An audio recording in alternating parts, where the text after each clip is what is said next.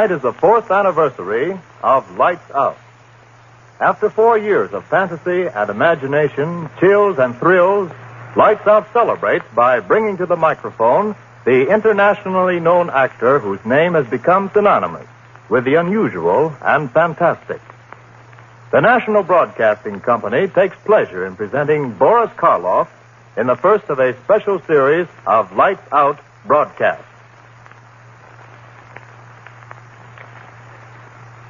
Lights out, everybody.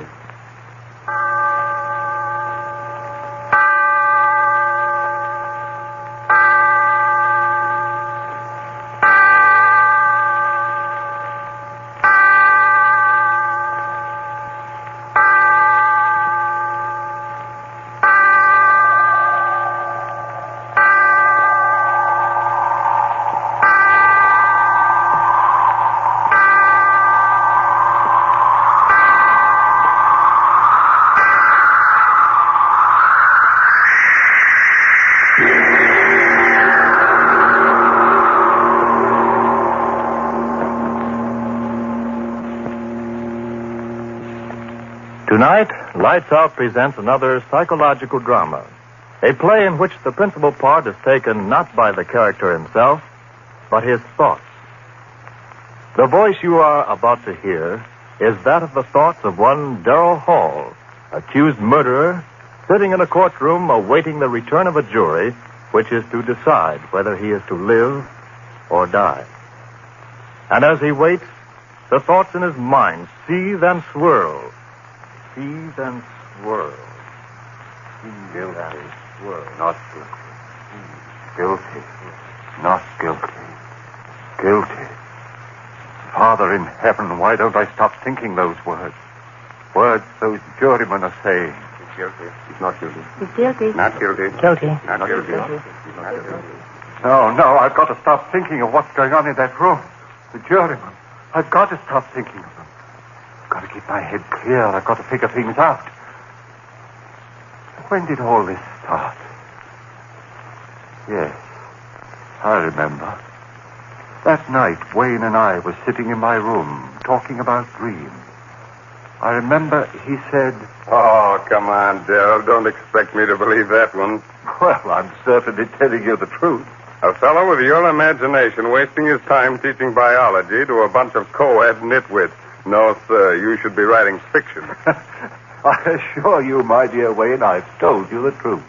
You're really serious? Of course I am. You actually mean that in all your life you've never had a dream? Never. Not even when you were a child? To my knowledge, I've never had a dream in all my life. Well, how do you like that? I like it very well. I close my eyes, oblivion, and then I wake up. No nightmare hangovers for me, Peg. Now, wait a minute, Darrell. Let me get this straight.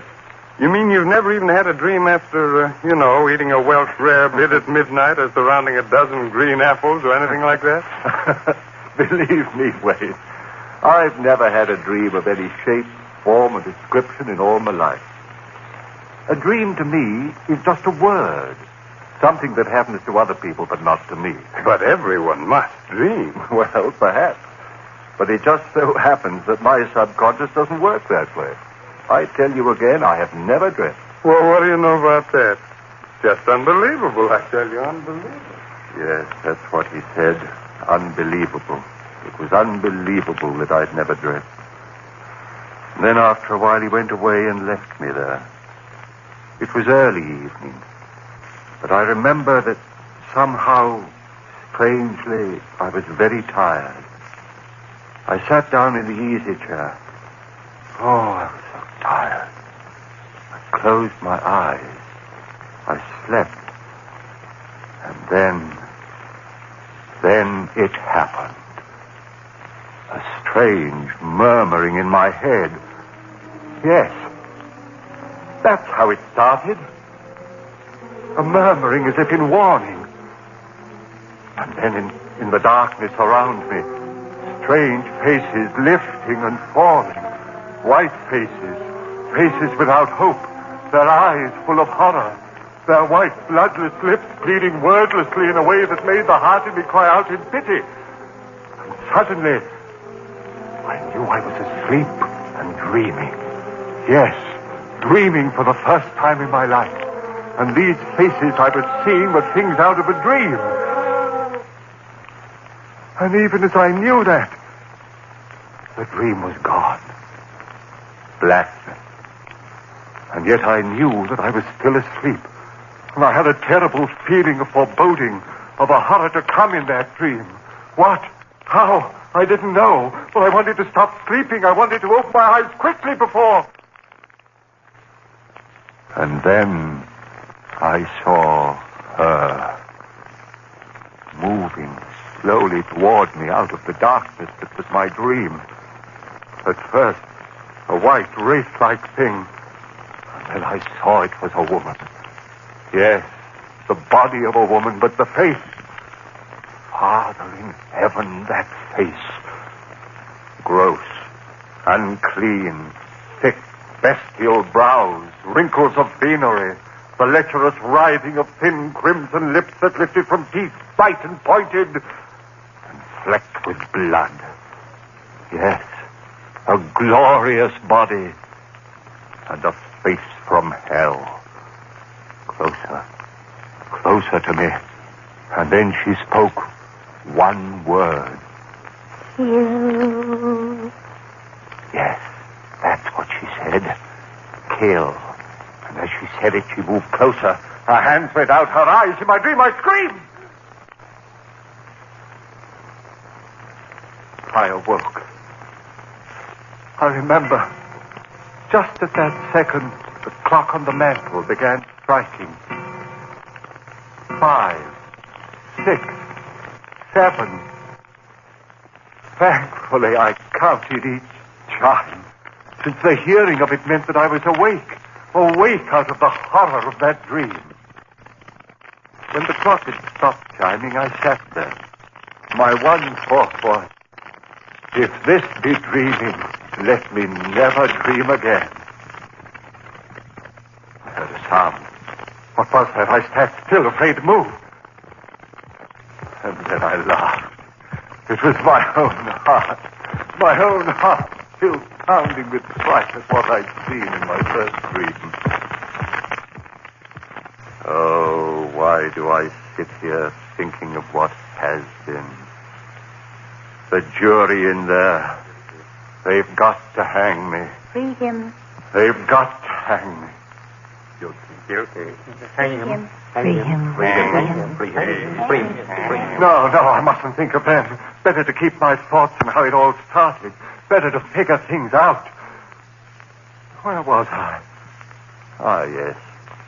Sitting there, listening to the beating of my heart, thinking of the horror of that dream. And then, suddenly, that strange, wordless murmur I had heard in my dream was whispering in my head again. Quickly as it began, it was gone. How could this be? I was awake. This was no dream.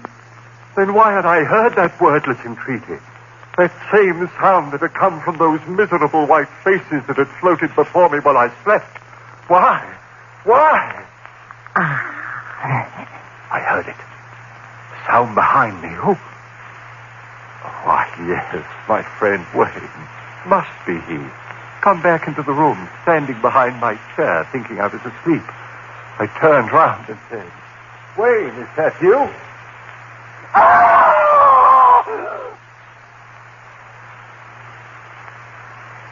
Yes, I screamed. I screamed so loudly there was blood in my throat. For it was she again.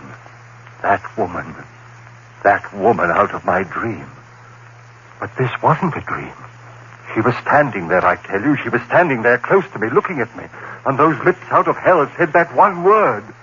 You. I jumped to my feet. No one in the room, no one, I tell you. I remember standing there, my head reeling. Who was she? Where did she come from? But there was no one in the room. Had there been anyone there? I didn't sleep that night. But by morning, yes, by morning I had it all figured out. 2 dreams. That's what it had been, and the second had been more vivid than the first. Why, of course. I'd never dreamed before, so of course my first dreams would seem reality. How easy it was to quiet the unrest in my mind. Easy to make oneself believe what one wants to believe. And yet, some measure of uncertainty remained with me. And Mary saw it in my face when I had dinner with her that night.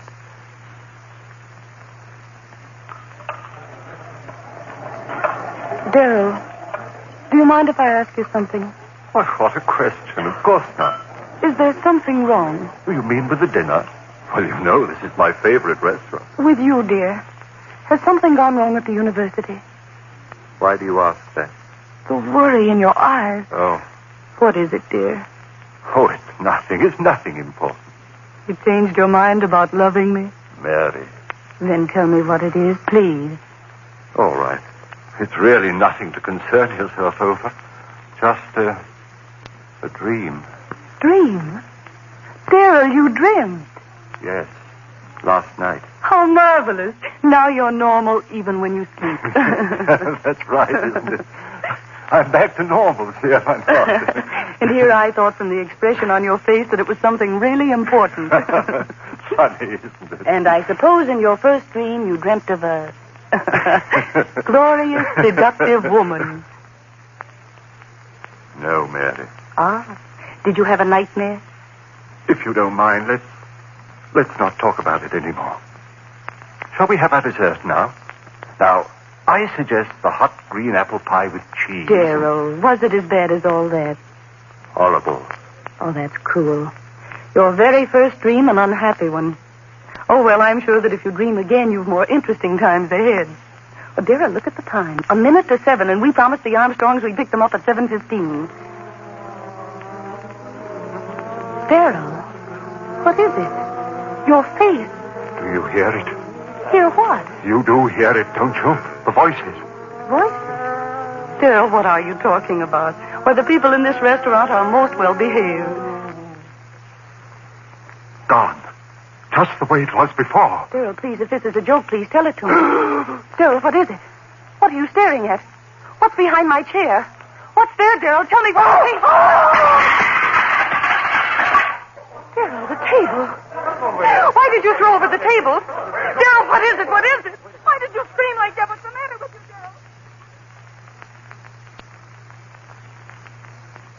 Daryl? Yes. She wanted to know why I had done it. Screamed, thrown over the table. They all wanted to know. But how could I tell them? Tell them of her, standing behind Mary's chair, that thing of degradation, and those lips saying, kill. I went home. Mary thought I was overworked. No, darling, you've been working so hard. Go home and rest, dear. That's all you need, rest. Rest. What good was rest? I had to reason things out. All my life I'd lived with reason, and now this horror. I had to know all about it. Now I was certain it was no dream. What I had seen there in the restaurant had been no thing of sleep. Hallucination. Yes, that was it. I had been working hard. Too much work was the answer, and rest would cure that.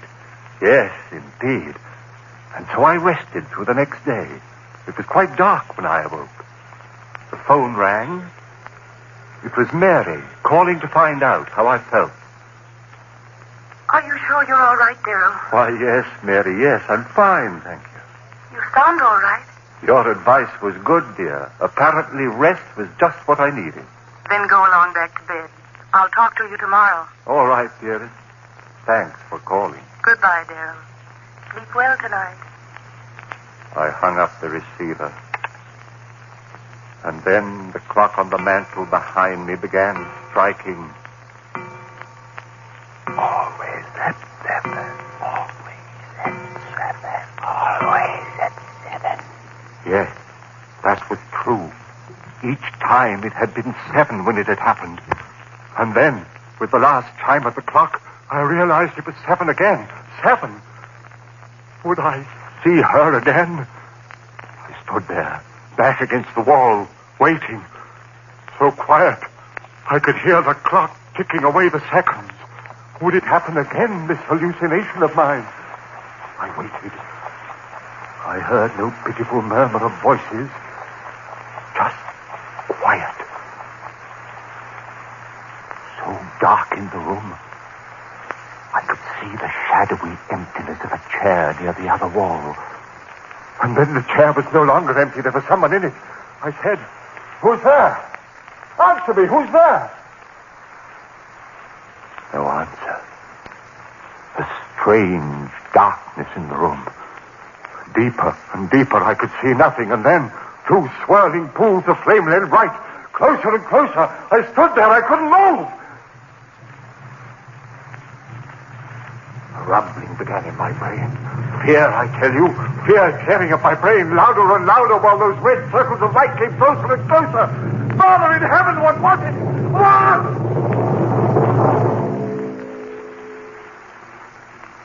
And then I knew.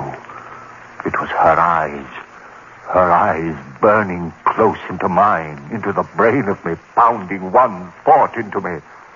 Kill, kill, kill, kill. Why did she say that? Why?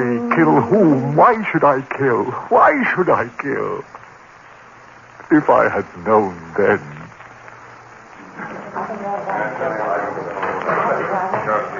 The jury. They're coming back. The verdict. What? No, not yet. Still out. Oh, they've got to find me guilty. I've got to hang. I've got to. If I live. Oh, but I mustn't think of that. I must think of what happened. Where was I? Ah, yes. That woman. Her eyes pounding that word into me, and then gone again. But this was no dream. Then what? A voice within me whispered, "Crazy, crazy, crazy." No, I was fainting. That horror was real as the breath in me. And with that realization, the cold misses of a wind blew around me and clutched at my heart. For if she was reality, somehow I knew that I was lost. And so it began. Night after night, the stroke of 7. First, that wailing dirge of those lost souls. And then her writhing lips.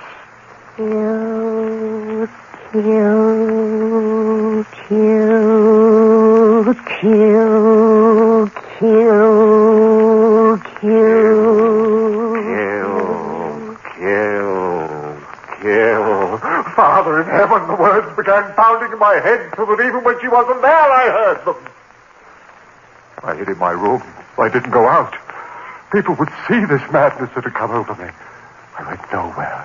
And soon I knew that they were talking of me. I tell you, I don't know what's come over Darrell. Hides in his rooms, won't even talk to me. Something's wrong there. And Mary. Please, Darrell, you've got to let me see you. This talking over the phone, oh, darling, what's wrong? What's wrong? And night after night, the horror of... And the greater horror of... Kill, kill, kill, kill, kill.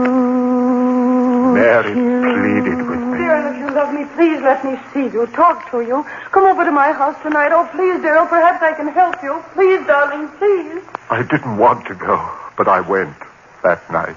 Perhaps she could help. Yes. Help me understand the madness of those wailing voices and drifting white faces. Understand the horror of that woman and that maddening word. Mary, so understanding, so gentle, she could help me. Clear my head of the madness. Oh, Darrell, you're here at last. Mary, help me. You will help me. Oh, Darrell, your face so white. Oh, Don't talk yet. Sit here and rest. I'm sane, Mary. Believe me, I'm sane. Of course, dearest. Of course you are. It's that madness outside of me, those white drifting faces moaning at me. Rest, darling. And that woman out of hell. Woman? Her eyes and lips telling me to...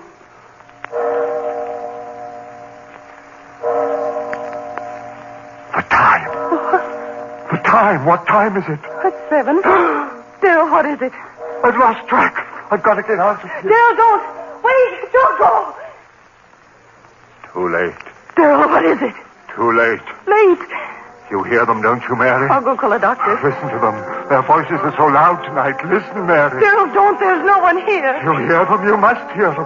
What are they saying? Louder and louder, trying to tell me something. What are you saying, you out there? What are you telling me? Daryl, stop! They're gone. Faces, voices, gone. Now she'll be here. Oh, Daryl, please, you're frightening me.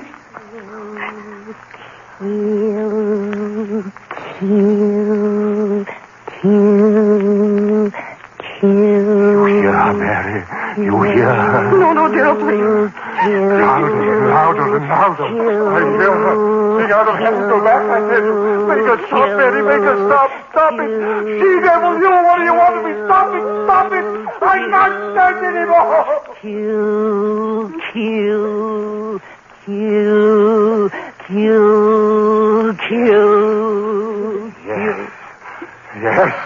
Yes. Go away. Go away and I'll kill. Daryl, don't! Oh, my neck. Choking me. Daryl, no. Kill.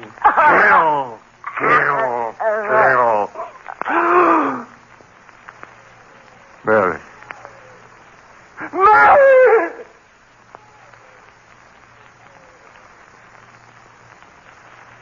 Yes. I had killed her. My sweet, gentle little Mary. Killed her with my own hand. I opened my hand. She fell to the floor. I went out into the street.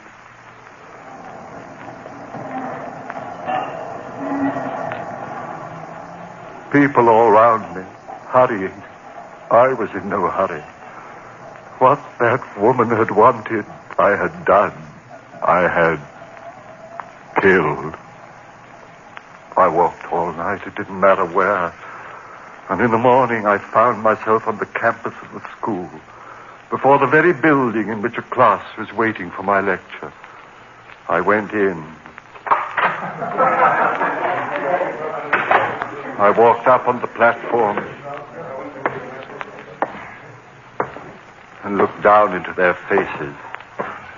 I said to them, "Ladies and gentlemen, my lecture for today will be on the subject of the selective factor in the evolutionary..." I stopped. A murmur in the air. Those voices again. But it was broad daylight. I'd never heard those voices in daylight before. What did they want of me? What were they saying? There was a strangeness in their pitiful voices. Yes, like a dirge of tears and sorrow for someone. For me, yes, for me. And then her voice, laughing, triumphant. Then I understood. For the first time I understood everything. She had triumphed over me. That was why those lost souls were wailing a dirge over me. I was hers forever. I turned and ran out of there like a madman. Ran, and as I ran, those voices of the damned were talking to me. As we are doomed. No. We listen to her. Now you are one of us. No peace through all eternity. For those who murder. All eternity. Covered with my ears, with my hands, I ran. No use. I heard them. Only one hope for you, man. One hope. Expiate your crime. On the gallows. Pay for what you have done. On the gallows, and you shall have One hope, man. One hope.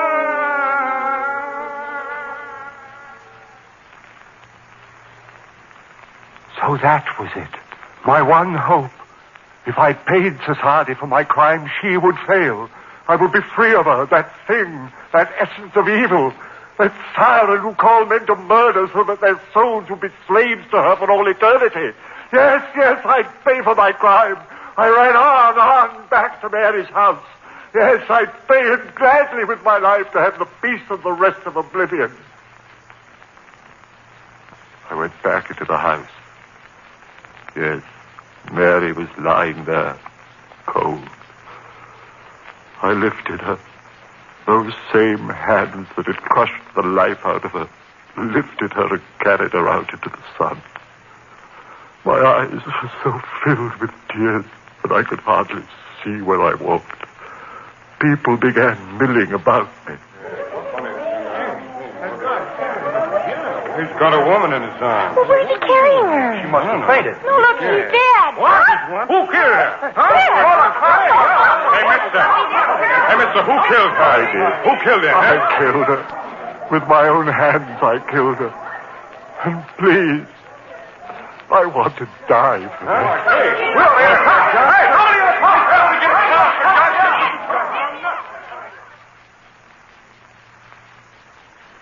And then the trial. My friends, they wanted to save me. Clever attorneys, sanity commissions, and twists of the law. But I wanted to die. I tell you, I had to die. If they set me free, if I lived and died as most men die, the death they call a natural one, then she would have me. No. I want to hang by the neck until dead. I want that noose around my neck. The trap beneath my feet, the jailer pulls the switch. My feet dancing in air. The noose strangling me as my hands strangle Mary. Pay for my crime and I'll be free. Free of that horror with the writhing lips and blood-stained teeth.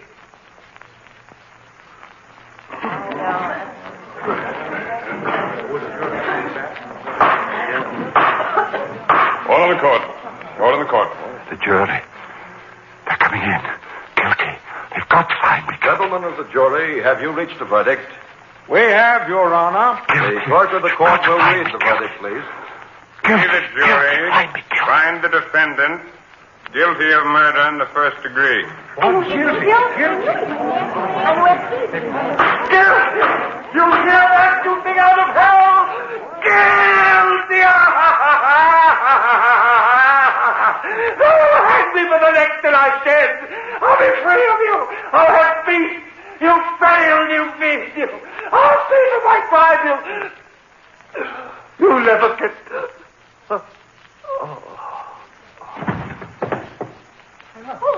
What's he? He's fainted. Hey, stand back, everybody. Doctor, right this way, doctor. Ambulance, call an ambulance. Stand back, please. It's no use. This man is dead. Heart attack. Holy. Would you take a look at his face? Yeah. As if he was looking at the devil himself.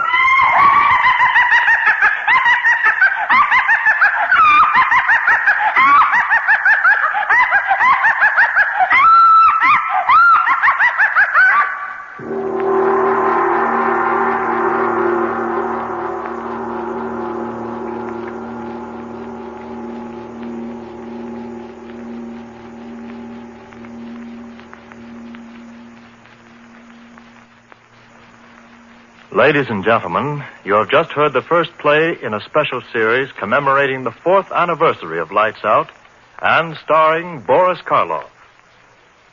Next week, Mr. Karloff will appear in another new air drama by Arch Oboler, a play suggested by the Sibelius musical composition, Waltz Triste. It is a story of death and a revenge beyond death. Listen to Lights Out with Boris Karloff.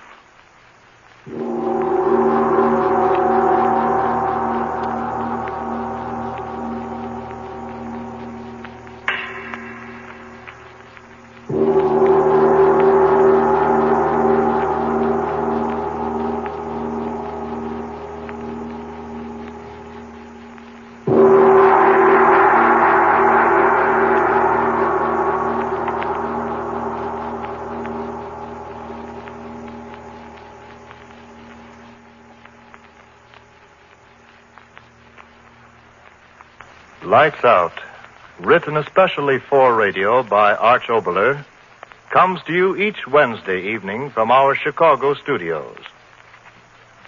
This is the National Broadcasting Company.